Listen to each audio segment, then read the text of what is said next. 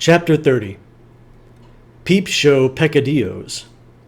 Mr. and Mrs. Moviegoer were more interested in the hullabaloo caused by the 4th of July suicide of Carol Landis in 1948, provoked by unrequited love for Rex Harrison. Rex found Carol's body lying on the bathroom floor of her Pacific Palisades, her head resting on a jewel box, one hand clutching a crumpled envelope that still contained a sleeping pill.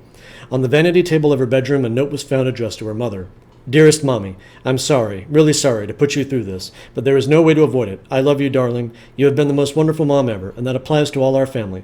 I love each and every one of them dearly. Everything goes to you. Look in the files, and there is a will which decrees everything. Goodbye, my angel. Pray for me. Your baby.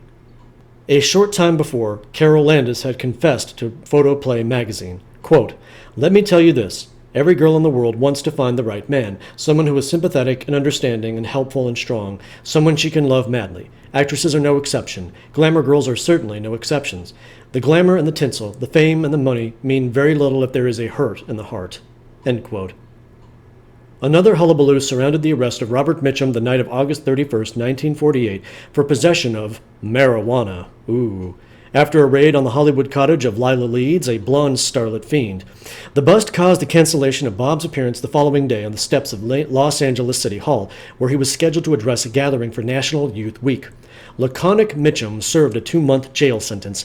When he emerged, his popularity was absolutely unaffected, and Howard Hughes of RKO bought his contract from Selznick for over $200,000.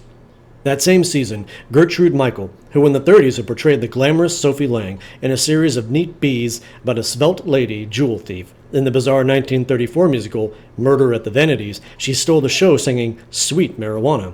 She was arrested one night for drunkenness on the beach at Venice. When discovered by the fuzz, alone and clutching a bottle of scotch, Gertie sobbed and muttered, quote, "Leave me alone. I have no friends. I am all alone and everyone has just forgotten me. I want to jump into the ocean." End quote. She was taken to the police station where she pleaded further to the waiting photographers. Quote, "I am not a poor man's Carol Landis, and will you please retouch my photographs so I won't look like Frances Farmer?" End quote. Such a huge slam on Frances Farmer, my God. The period was also enlivened by a public fracas in which producer Walter Wanger, yeah, his name is Wanger, I love it, shot Jennings Lang in the groin. Okay. I didn't read that ahead of time. Wanger shot Lang's wang. Okay. Lang was the paramour of Wanger's wife, Joan Bennett. The noted producer served out a term in the Pokey as a prison librarian.